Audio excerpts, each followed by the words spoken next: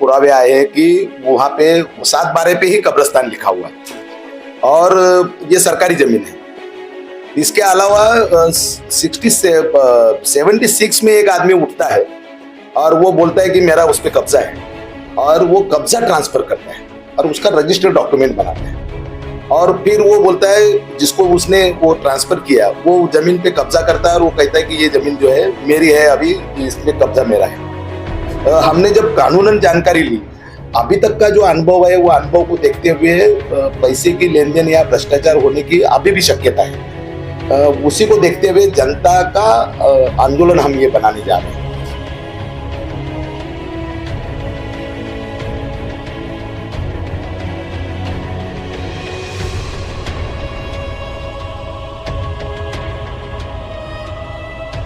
अंदर हिंदू मुसलमान कोई धर्म नहीं देखना चाहिए, ये समाज का है। इस ढंग से आंदोलन में भागीदारी करनी चाहिए। ये 7 तारीख को तो ही सारे लोगों ने उस आंदोलन में तो शामिल होना ही चाहिए। इसके में मतलब कौन सी ऐसी फैमिली है या कौन से ऐसे लोग हैं जो मतलब इसमें इन्वॉल्व है? समरू फैमिली है ऐसा हमने सुना है। उसके अंदर जो नाम है वो समरू नाम है। उसके अंदर भी जमीन जो है वो फिलहाल तो वो जमीन जो है वो खाली पड़ी है। उन्होंने कुछ प्लान किया था बिल्डिंग बनाने का, किसी के ताबे में वो खाली पड़ी है तो ताबे में ऐसा बोल नहीं सकते क्योंकि वो तो सोया नहीं है जमीन पे। वो खाली पड़ी है। लोग नहीं, कुछ वीडियो निकले हैं, कुछ चर्चा हो रही है कि हिंदू मुसलमान है, हिंदू मुसलमान हो जाएगा, हिंदू मुसलमान हो जाएगा। मैं बार बार कह रहा हूँ कि भाई हम कब्रिस्तान की बात कर रहे हैं, हम कोई स्मशान भूमि की तो बात नहीं कर रहे। हम कब्रिस्तान की बात, मतलब मैं हिंदू हूँ और मैं कब्रिस्तान की ही बात कर रहा हूँ, तो हिंदू मुसलमान होने का क्या संबंध है?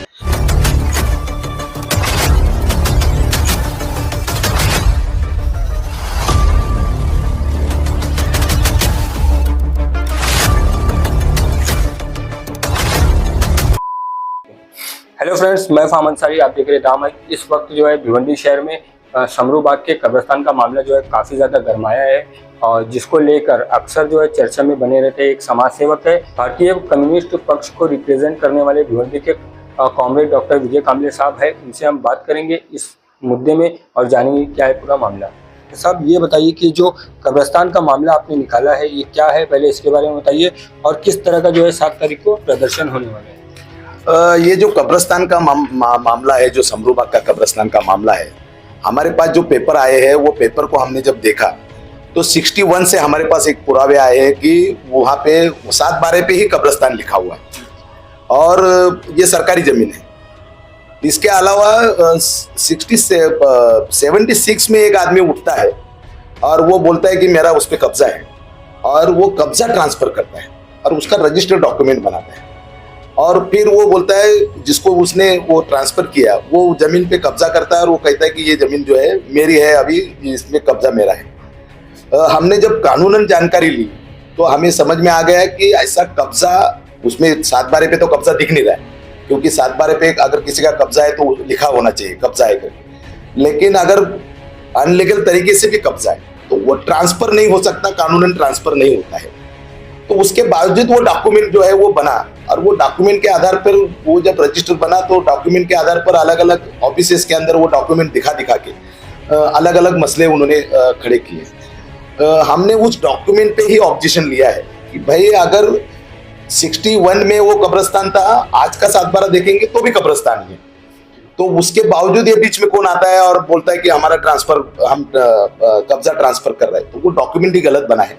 और वो डॉक्यूमेंट गलत बना है, उसके हमने लेटर लिखे अलग अलग डिपार्टमेंट में कि भाई ये डॉक्यूमेंट गलत तरीके से हुआ है, इसके अंदर भ्रष्टाचार के सिवा ये गलत तरीके से डॉक्यूमेंट नहीं बन सकता। बहुत बड़ा पैसे का लेन देन उसके अंदर हुआ होगा, उसके बाद ही वो डॉक्यूमेंट बना है। और फिर कलेक्टर ने एक ऑर्डर दिया तहसीलदार को कि भाई इसकी इंक्वायरी करो क्या है और रिपोर्ट करो हमको, और संबंधित लोग अगर ये होता है तो उसके ऊपर FIR दाखिल करो। ऐसे एक ऑर्डर कलेक्टर ने तहसीलदार को दिया है। अभी तक का जो अनुभव है वो अनुभव को देखते हुए पैसे की लेन देन या भ्रष्टाचार होने की अभी भी शक्यता है। उसी को देखते हुए जनता का आंदोलन हम ये बनाने जा रहे हैं, क्योंकि ये जमीन जो है वो जनता की जमीन है एक्चुअली, तो वो जनता के ताबे में मिलनी चाहिए।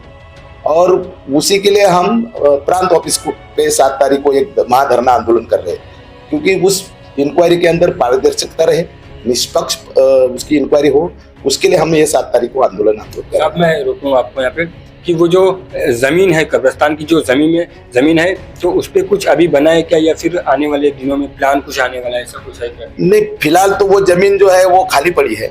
उन्होंने कुछ प्लान किया था बिल्डिंग बनाने का, किसी के ताबे में है? वो खाली पड़ी है तो ताबे में ऐसा बोल नहीं सकते, क्योंकि वो तो सोया नहीं है जमीन पे। वो खाली पड़ी है, लोग उसको ऐसे ही यूज कर रहे हैं, कोई पार्किंग कर रहा है, कोई बैठ रहा है, कोई रोज जाके उधर टाइम पास कर रहा है। ये सारी जमीन वैसी खाली पड़ी है। एक छोटी सी मस्जिद भी उसमें उस जमीन में है, ऐसा बोला जाता है।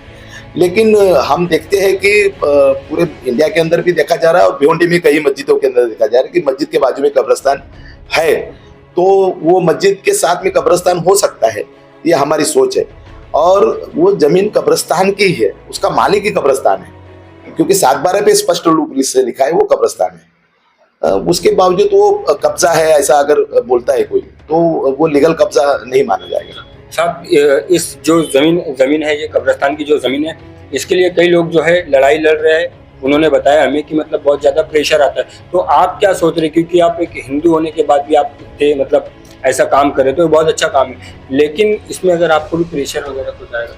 नहीं, कुछ वीडियो निकले हैं, कुछ चर्चा हो रही है कि हिंदू मुसलमान है, हिंदू मुसलमान हो जाएगा, हिंदू मुसलमान हो जाएगा। मैं बार बार कह रहा हूँ कि भाई हम कब्रिस्तान की बात कर रहे हैं, हम कोई स्मशान भूमि की तो बात नहीं कर रहे, हम कब्रिस्तान की बात, मतलब मैं हिंदू हूँ और मैं कब्रिस्तान की ही बात कर रहा हूँ, तो हिंदू मुसलमान होने का क्या संबंध है? मैं आके वहां पे अगर स्मशान भूमि की बात करता तो हिंदू मुसलमान होता, लेकिन मैं वहां पे जो जमीन कब्रिस्तान की आरक्षित है उसी की बात कर रहा हूँ, और वही कब्रिस्तान ही बनना चाहिए, ऐसी बात कर रहा हूँ। तो उस ढंग से प्रेशराइज करने के लिए, अलग अलग विभाग को प्रेशराइज करने के लिए कुछ वीडियो वायरल हो रहे हैं, कुछ चर्चा हो रही है, पुलिस स्टेशन में जाके कुछ पेपर डॉक्यूमेंट जमा किए जा रहे हैं, पुलिस को भड़काया जा रहा है, इस ढंग से हो रहा है। लेकिन उसके अंदर हिंदू मुसलमान होने वाला नहीं। ये मसला जो है, हिंदू और मुसलमान मिलकर कब्रिस्तान की लड़ाई लड़ेगा, ये मसला अभी वो खड़ा हो रहा है। हिंदू और मुसलमान, भिवंडी के हिंदू और मुसलमान दोनों मिलकर कब्रिस्तान की लड़ाई लड़ेगी। सब देखा जाए तो भिवंडी शहर में ज्यादातर अगर वोटिंग के हिसाब से भी देखेंगे तो मुसलमान ज्यादा है, और मुस्लिम नेता भी लगभग थोड़े बहुत ज्यादा है। तो ऐसे में जहाँ एक तरफ मुस्लिम आबादी ज्यादा और उनके नेता भी जो है ज्यादा होने, या वो इलाके पर्टिकुलर उसकी बात करेंगे, वहाँ पे ज्यादातर मुस्लिम आबादी है, मुस्लिम नेता है, उसके बाद भी आपको वहाँ जाके इस तरह की मतलब विरोध प्रदर्शन करना या इस तरह के मामले में हाथ डालना आपको कैसा लगता है? इसके पहले से जो लोग लड़ रहे थे, उन्होंने कई नेता को आमंत्रित किया, वो सारे मुस्लिम थे, उनका कुछ प्रॉब्लम होगा, वो लड़ नहीं पाए। हमारे पास जो पेपर आया, हमने जो स्टडी किया उस पेपर पे, उसके हिसाब से हमको लगा कि इस ढंग से हमने जाना चाहिए। और मैं सेकुलर आदमी हूँ, मैं सेकुलर हूँ, देश अपना सेकुलर है, तो मुझे ऐसा लगता है कि देश के किसी भी आदमी के ऊपर अगर अन्याय हो रहा है तो उसकी लड़ाई हमने लड़नी चाहिए। तो उसमें हिंदू मुसलमान का कोई संबंध ही नहीं। अगर हिंदू का कोई मसला है तो हिंदू के लिए भी लड़ेंगे, लेकिन अभी तक जो हम लड़ाई लड़ रहे हैं वो तो हिंदू मुसलमान दोनों की लड़ाई लड़ रहे हैं। ये खाली स्पेशली मुस्लिम का मसला होने के बावजूद वो उसको उस ढंग से नहीं देखा जाना चाहिए। मुझे ऐसा लगता है कि जो उन्होंने आमंत्रित किया था, जो लोग आए, वहाँ नेता लोग आए, लड़ने की भी बात की, कुछ लोगों ने स्टेटमेंट भी दिया कि हम उसके खिलाफ में लड़ेंगे, लेकिन उन्होंने वो लड़ाई नहीं लड़ी। तो मुझे ऐसा लगता है कि मैं लड़ सकता हूँ और मैं न्याय दे सकता हूँ, तो इसलिए मैं लड़ रहा हूँ।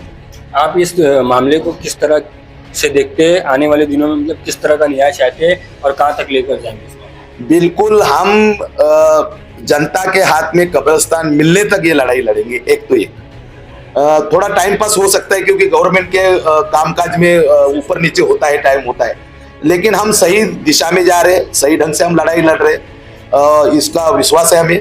और ये भी विश्वास है कि आगे जाके फ्यूचर के अंदर, भविष्य के अंदर ये जमीन जनता को कब्रिस्तान बोल के मिलने वाली है, ये हमको विश्वास है। आप इस पूरे मामले को देखते हुए मतलब कौन सी ऐसी फैमिली है या कौन से ऐसे लोग हैं जो मतलब इसमें इन्वॉल्व है?